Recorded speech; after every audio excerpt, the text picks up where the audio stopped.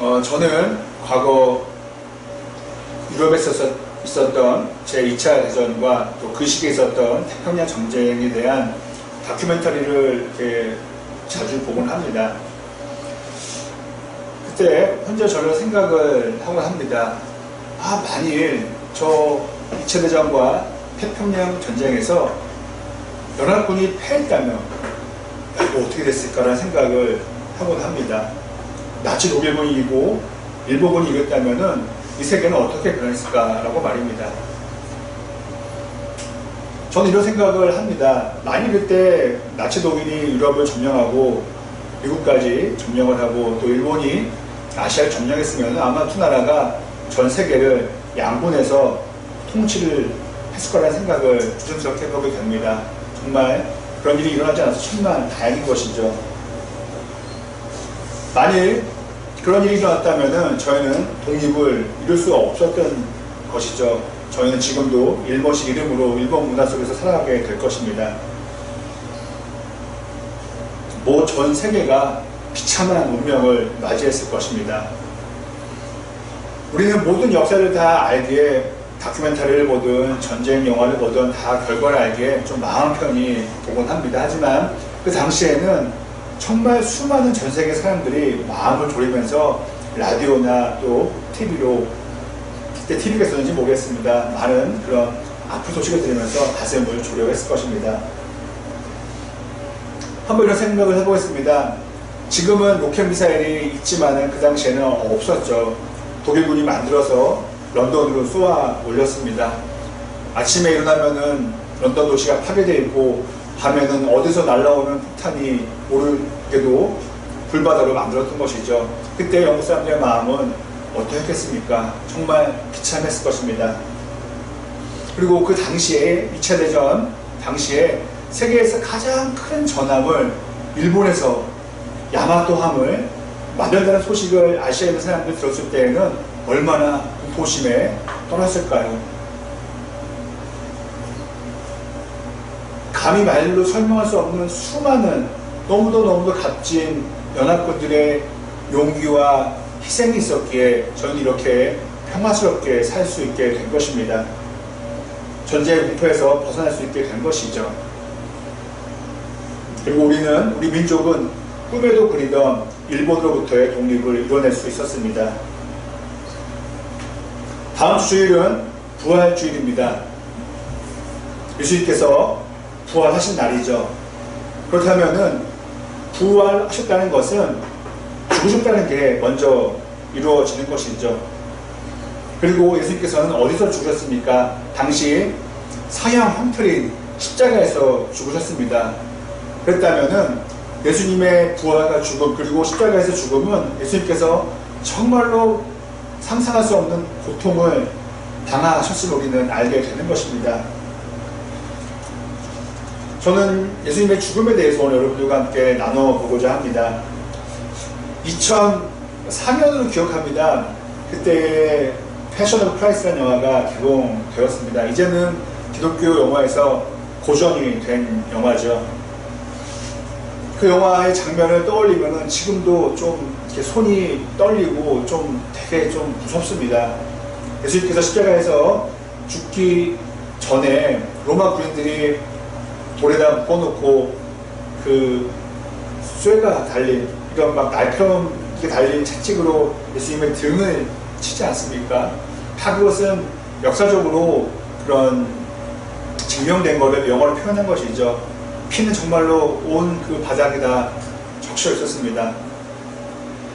그 당시에 영화를 봤던 제 대학 친구는 너무 잔인했던 거예요. 그래서 지금도 생각이 나요. 영화관에서 많은 사람들이 영화를 보고 있는데 외치는 거예요. 그 대학생 청년이 그만해! 라고 이렇게 외치기도 했습니다. 영화에 이게 연출된 장면이죠. 하지만은 실제와 다르지 않다고 저는 생각합니다. 실제는 더하면 더했지 정말 예수님은 우리가 근접할 수 없는 처참한 고통을 겪으셨던 것이죠. 그리고 예수님께서는 이 손과 또 양발에 대못을 박히셨습니다. 여러분 십자가에서 죽는 것은 그냥 단순간에 죽는 게 아니잖아요. 피가 다 사라지고 끊임없는 그런 고통을 당하시면서 천천히 죽어가는 정말 그런 형벌이었습니다. 사형당한 사람을 처형하는 것이 이게 얼마나 잔인하게 그것을 만들었겠습니까?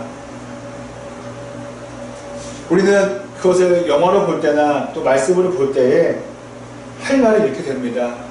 불만과 어떤 원망들이 다 사라지게 되는 것이죠. 저는 가끔 이런 생각을 합니다. 목회하면서 아니면 제가 혼자 신앙을 살면서 좀 억울할 때도 있습니다. 하지만은 그래도 선배 목사님들과 동료 목사님들 얘기를 들으면은 저는 정말로 정말 큰 문제 없이 목회를 하는 것입니다. 많은 분들이 정말 뺨도 맞고요. 정말 많은 욕도 당하고 그런 걸 볼 때마다 그리고 예수님의 이런 고통당하신 걸 볼 때마다 나는 정말로 내가 힘들다고 화소연은 안 되겠구나 생각을 하곤 합니다. 많은 것을 깨닫는 것이죠. 아마 저뿐만이 아니라 지금 저희가 집에 가서라도 이따가라도 패션 오브 크라이스트 영화의 그 장면을 보면은 우리는 정말 많은 것을 회개하게 될 것입니다. 여러분 예수님께서는 사형 형틀에서 죽으셨습니다. 그런데 예수님께서는 잘못하신 것이 전혀 없으셨죠. 잘못된 판결을 받아서 사형에 처해지게 된 것입니다. 용서받지 못할 죄를 졌다는 누명을 쓰고 그렇게 죽으신 것이죠. 그런데 성경을 보면은 예수님께서는 다른 이들을 위해서는 신비한 기적을 베풀어 주셔서 사람들을 구원해 주셨습니다. 죽은 자도 살려주셨잖아요. 그런데 예수님께서는 아무런 힘도 쓰지 않으시고 비참히 죽어 가셨습니다. 그리고 하나님 한번 생각해 보겠습니다. 이집트에서 이스라엘 백성들을 나오게 하려고 홍해까지 갈라주신 하나님께서, 아버지 되신 하나님께서 그 순간만은 아무런 어떤 일을 하지 않으셨어요. 그냥 침묵하셨다라고만 우리는 표현할 수 있습니다. 예수님의 그 죽음을, 아들의 죽음을 그저 바라보고만 있었습니다. 지금도 아들의 죽음을 바라볼 수 있는 그 아버지, 어머니, 그 누가 있겠습니까? 성경의 내용이 다 납득되더라도 이 부분만큼은 납득이 안 되는 부분입니다. 왜 저렇게 무능력하게 죽으시고 죽는 걸 그냥 보고만 계셨을까? 그 당시에 많은 사람들은 얼마나 많은 비난의 거는 소리를 했겠습니까? 뭐야, 정작 본인은 아무것도 못하네? 하나님의 아들에게 하나님이 침묵하시네? 웬 걸 가짜였구나. 죽는 것도 정말 너무 고통스러운데 그런 얘기를 들으셨을 때 그 마음 얼마나 찢어지게 아프셨겠습니까? 자, 여러분, 그렇다면은 예수님께서는 왜 그렇게 죽으셨을까요? 그리고 하나님께서는 왜 그냥 보고만 계셨을까요? 예수님과 하나님이 우리 속된 말로 생각이 없는 분들이 아니시잖아요. 예수님께서 본인의 생명을 그렇게 죽음으로 포기하셨다는 것, 내어놓으셨다는 것은 모든 것을 포기한 것이죠. 우리가 목숨보다 중요하게 여길 것이 어디 있겠습니까? 예수께서 목숨을 내려놓으셨다는 것은 그냥 모든 것을 포기하신 것이죠.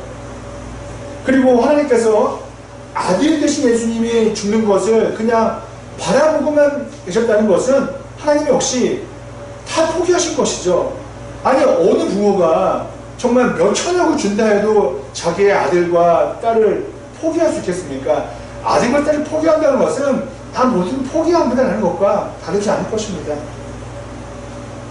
자, 그러면은 왜 하나님과 예수님은 모든 것을 다 포기하셨을까요? 그것은 우리가 이미 잘 알고 있는 내용입니다. 왜 포기했냐? 무엇을 위해 포기했냐? 이것은 저와 여러분을 포함한 온 인류를 구원하시기 위해서 포기하신 것이죠. 앞서 말씀드린 2차 대전에서 여러분들에게 만약에 물어보는 거죠. 당신은 왜 죽음을 각오하고 저 전쟁에, 전투에 참여합니까? 라고 물어본다면은 그분들은 뭐라고 얘기했겠습니까? 이 땅의 자유와 평화를 위해서 잘못된 이들과 싸워 나가는 것입니다 라고 얘기했을 것입니다. 아무 이유 없이 그냥 치고 가니까 같이 가요 라고 한 사람은 아무도 없는 것이죠. 무엇 때문에? 자유와 평화 때문에. 그리고 예수님과 하나님은 인류의 구원 때문에 모든 것을 포기하고 죽으셨고 죽어가는 것을 그냥 내버려 두신 것이죠. 그 과정이 반드시 있어야 했기 때문에 그렇습니다. 자, 그러면은 제가 한번 질문을 드리겠습니다. 예수님께서 모든 것을 포기하시고 하나님께서 자신의 아들마저도 내려놓으신 이유는 저와 여러분들을, 그리스도인들을 부자로 만드시려고 그렇게 하셨을까요?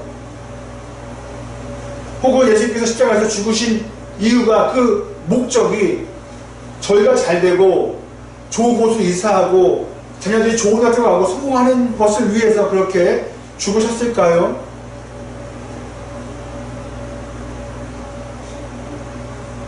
그렇게도 볼 수 있는 것이죠. 나 잘되라고 그렇게 하셨구나. 그런데 여러분, 한번 저희가 침착하게 생각해 보겠습니다.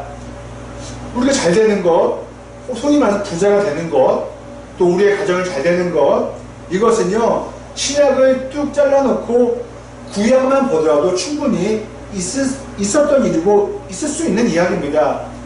제가 예를 들어보겠습니다. 아브라함과 야곱과 이삭, 그리고 혹은 요셉과 다윗, 이들만 보더라도요, 예수님의 십자가 없이 부유했고 잘 살았고 자녀들이 잘 됐고 왕의 자리까지, 총리의 자리까지 이루었습니다. 그렇더라면은 우리의 부와 성공과 명예와 자녀의 성공을 위해서 예수님께서는 죽으셨다고 말할 수는 없는 것이죠. 거듭 말씀드린다면 그것은 예수님의 죽음 없이도 가능한 이야기고, 구약 말씀은 그것을 증명해 줍니다. 이 세상에서의 삶이 저와 여러분이 80년, 100년이 끝나고 어떻게 됩니까? 우리의 육신은 이 땅에서 묻혀지게 되지만 우리의 영혼은 하나님께로 가게 되는 것이죠. 그래서 우리의 영혼은 영원한 시간이 있는, 고통이 있는 지옥과 영원한 안식이 있는 하나님 품으로 우리는 가게 됩니다. 둘 중 한 곳으로 가게 되는 것이죠. 하나님께서는 지옥으로 가는 것을 막기 위해 하셔서 돌이킬 수 없는 영원한 시간에서 고통받는 것을 막으시기 위하여서 예수님께서 십자가에서 죽어가시는 것을 그냥 보고 계신 것이죠. 그러면 우리는 왜 지옥으로 갈 수밖에 없었던 것일까요? 그것은 죄의 문제입니다. 여러분, 하나님과 죄가 어울립니까? 같이 할 수 없습니다. 하나님은 죄가 없는 분이시기에 죄와 함께 하나님을 만날 수가 없는 것이죠. 하나님께로 가기 위해서는 죄의 문제가 해결되어야 합니다. 여러분, 제가 자주 말씀드린 비행기도 티켓이 있어야 비행기 탈 수가 있는 것이죠. 그냥 나 타고 싶어라고 타는 비행기가 아니잖아요. 기차도 마찬가지고요. 그러면은 죄는 어떻게 사라지는 것일까요? 죄 있는데 죄 없어져 라고 말만 하면 없어지는 겁니까? 아니죠. 비행기 값을 내고 티켓을 사야 비행기를 탈 수 있는 것처럼 죄는 없어져야 되는데 그것은 죄 값을 치러야 죄가 없어지는 것입니다. 그런데 그것은 돈을 주고 없앨 수 있는 것이 아니라 죽음으로만 없앨 수 있는 것이라고 성경은 말해줍니다. 그래서 과거 구약시대에는 제사라는 것이 있었던 것이죠. 동물이 나 때문에, 우리 때문에 죽은 것이죠. 우리의 죄 때문이죠. 예수께서는 자신의 죽음으로 우리의 죄를 없애주신 것입니다. 죄의 사함을 해주신 것이죠. 그래서 우리는 그 은혜로 하나님이 계신 천국으로 갈 수 있게 된 것입니다. 그리고 엄밀히 말하면 그 기회를 얻은 것이죠. 그리고 저와 여러분이 예수님을 믿을 때에 우리의 삶과 우리의 영혼은 구원받게 됩니다.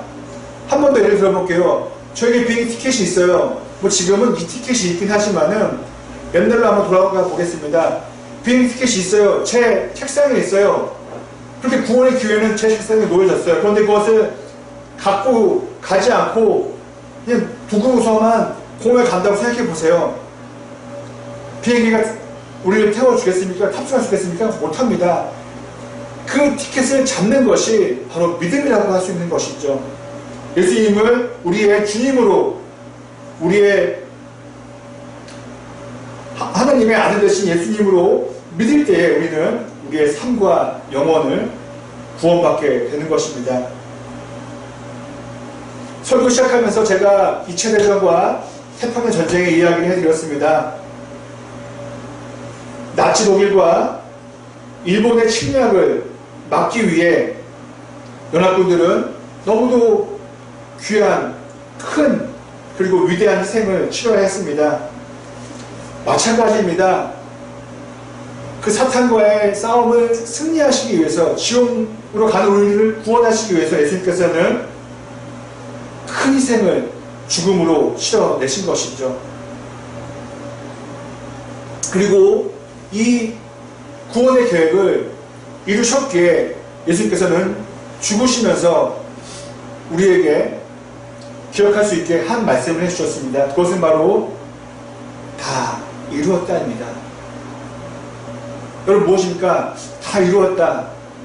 좀 어색하게 들릴 수 있겠지만은 계획된 죽음이었다는 것입니다. 죽음을 각오하고 예루살렘으로 오셨다는 것이죠. 다 이루었다. 제가 다시 한번 읽어드리겠습니다. 오늘 본문 30절의 말씀입니다.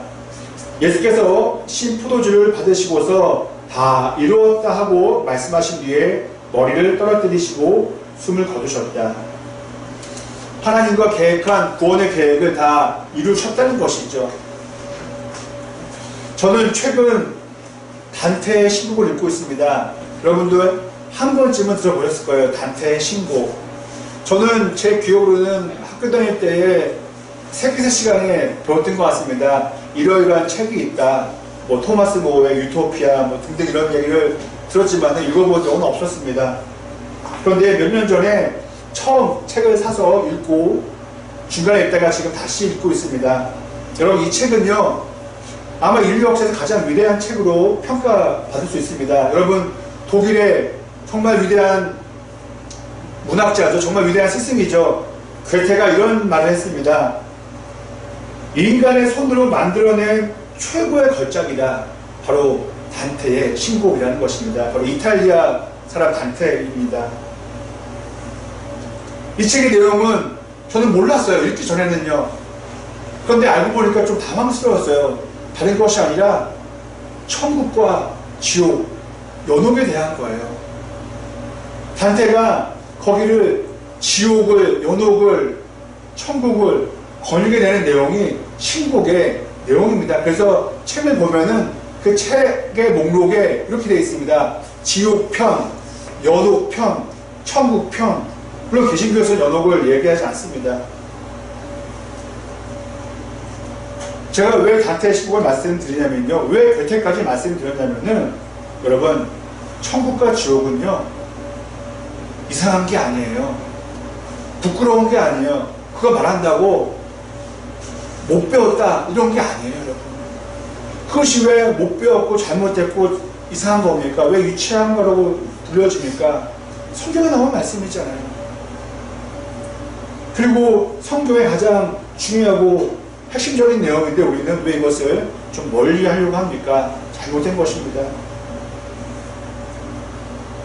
부활절을 준비하는 이 즈음에 저와 여러분들이 생각했으면 합니다. 예수님의 고난과 죽음은 우리의 구원의 시작이었구나. 예수님께서 우리 때문에, 나 때문에 고통받으시고 십자가에서 죽으신 것이 너무 슬프고 죄송하게 여겨진다면은 그 마음에서 끝나면 안 됩니다. 우리는 그런 마음이 든다면은, 아, 그래, 나 이렇게 살면 안 되지. 나 마지막까지, 내 삶의 마지막까지 신앙으로 살아야지 라는 마음을 품어야 한다는 것이죠.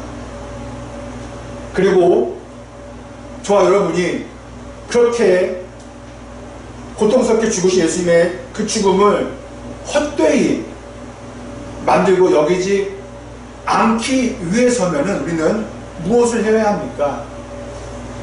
예수님의 십자가 죽음이 헛된 것이 아니라고 우리는 말하잖아요. 그리고 그것을 증명하고 싶잖아요. 저는 감히 여러분들께 말씀드리고 싶습니다.